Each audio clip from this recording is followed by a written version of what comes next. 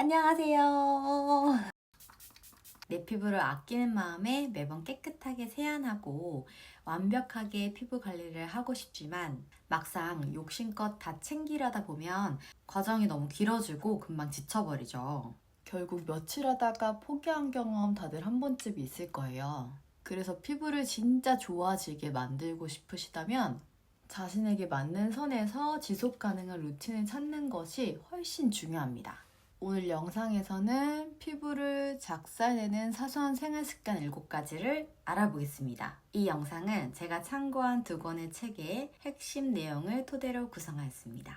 자, 첫 번째입니다. 뽀드득뽀드득한 세안은 이제 내려두기로 해요. 세안 후 뽀드득한 그 느낌 저도 예전엔 좋아했었는데요. 근데 이런 뽀드득한 것은 피부 장벽을 다 벗겨내는 행동이라고 합니다. 우리 피부는 밤새 유분과 수분으로 보호막을 만들어 스스로를 지켜내는데요. 그런데 강한 세안제나 뜨거운 물로 세안을 해버린다면 그 방어막이 다 사라지는 거죠. 결국 피부는 건조해지고 피지 분비가 늘어나며 트러블이 생기기 시작합니다. 미지근한 물로 세안제의 거품을 충분히 내서 부드럽게 감싸 안듯이 세안해주는 것이 좋습니다. 두 번째는 수건으로 박박 문지르지 않기입니다. 방송에서 수지 씨가 본인 피부를 위해서 수건을 사용하지 않는다라는 영상을 본 적이 있는데요. 저도 이 방법을 항상 사용하고 있습니다. 수건에는 먼지가 되려 내 얼굴에 더 달라붙을 수도 있고요. 수건으로 이제 얼굴을 벅벅 문지르는 행동을 하실 경우에는 잔주름을 만들 수도 있다고 하니까 수건으로 얼굴을 닦는 것보다는 보통 자연 건조를 시키라고 하는데 제가 직접 오랫동안 한 그 루틴은 수건으로 닦지 않고 그냥 자연 건조만 시킬 경우에 좀 건조한 것 같아서 저 같은 경우에는 이 수분이 완전히 얼굴에서 바싹 마르기 전에 미스트를 뿌린다거나 아니면 바로 토너를 살짝 발라서 이 피부가 완전히 건조되는 것은 좀 막습니다. 세 번째는 턱 괴기, 얼굴 만지기입니다. 뭐 당연한 거겠죠. 손이 아무래도 저희가 사용을 많이 하다 보니까 손에는 많은 세균이 있다고 하죠. 저는 이 손이 세균이 많은 것 많이 문제라고 생각했는데 그것도 있지만 한쪽으로 이렇게 턱을 괴게 되면 한쪽에 압력이 더 들어가서 얼굴에 약간의 비대칭이 생기거나 얼굴 양쪽에 탄력 차이도 생길 수 있다고 하니까 손을 얼굴에 가져가는 행위는 최대한 안 해주시는 게 좋을 것 같습니다.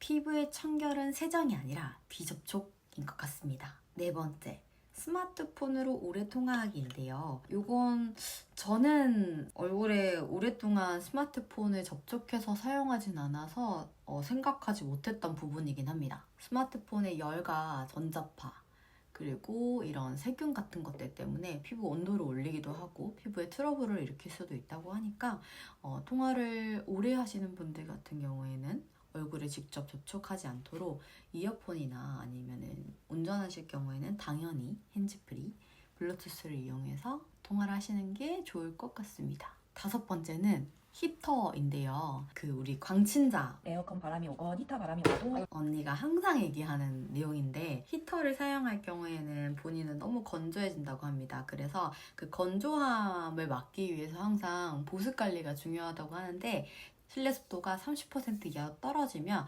피부 내 수분이 증발되는 현상이 일어나기 때문에 히터를 사용하실 경우에는 가습기를 항상 같이 사용을 한다거나 아니면 이렇게 뭐 미스트라든지 보습을 지키는 게 중요합니다. 저 항상 기억을 못하는 것 같은데 고현정 씨인가 어떤 연예인이 방송에 나와서 본인은 히터 사용을 일치하지 않는다라는 내용이 있었는데 저도 그걸 보고는 피부를 위해서 차에서는 히터를 혼자 있을 때는 아예 저도 틀진 않고 있습니다. 여섯 번째입니다. 베개 커버에는 저희 얼굴에 있는 피지라든지 먼지 그리고 머리카락에 유분도 쌓이게 되는데요. 그 위에 얼굴을 저희가 장시간 대고 자기 때문에 모공이 막힌다거나 트러블을 일으킬 수 있겠죠. 베개 관리 최소 일주일에 한 번 정도는 식탁을 해주시는 게 좋겠죠. 피부가 자는 동안에도 관리를 해줘야 된다는 거 잊지 않으시기 바랍니다. 마지막입니다. 정말 중요하다고 생각하는 부분인데요. 각질 제거에 집착하지 않기입니다. 요 습관 같은 경우에도 되게 고쳐줘야 되는 습관이라고 저는 정말 생각하는데요. 피부가 거칠다고 각질이 이렇게 올라온다고 해서 되려 스크럽제, 뭐 필링겔을 이용해서 이렇게 필링을 하시는 분들이 많은데 각질이 심할 경우에는 일주일에서 한 번, 두 번 정도는 그렇게 해주는 것이 좋겠지만 예전에 저도 각질이 이렇게 환절기, 겨울철만 되면 엄청 올라와서 막 얼굴이 좀 지저분해지잖아요.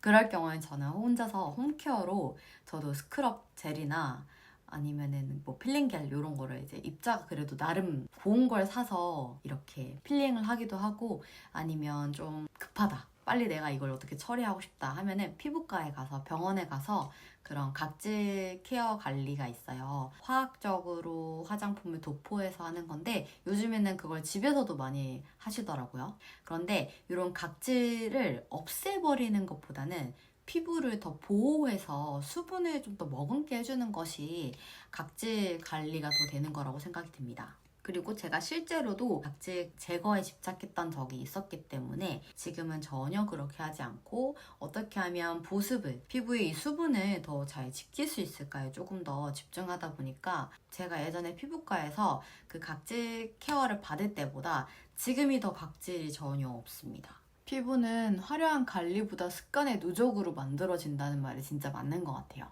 새로운 걸 더하기보다는 혹시 내가 나쁜 습관을 가지고 있다면 그 나쁜 습관을 덜어내는 것에 집중하시기 바랍니다. 자, 저는 자외선 차단제까지 얼굴 기초 화장을 마무리했고요. 지금 이렇게 쫀쫀해졌거든요, 약간. 이 상태에서 가볍게 팩트 정도만 이렇게 해서 피부톤 정도만 정리를 하고 이제 출근할 겁니다.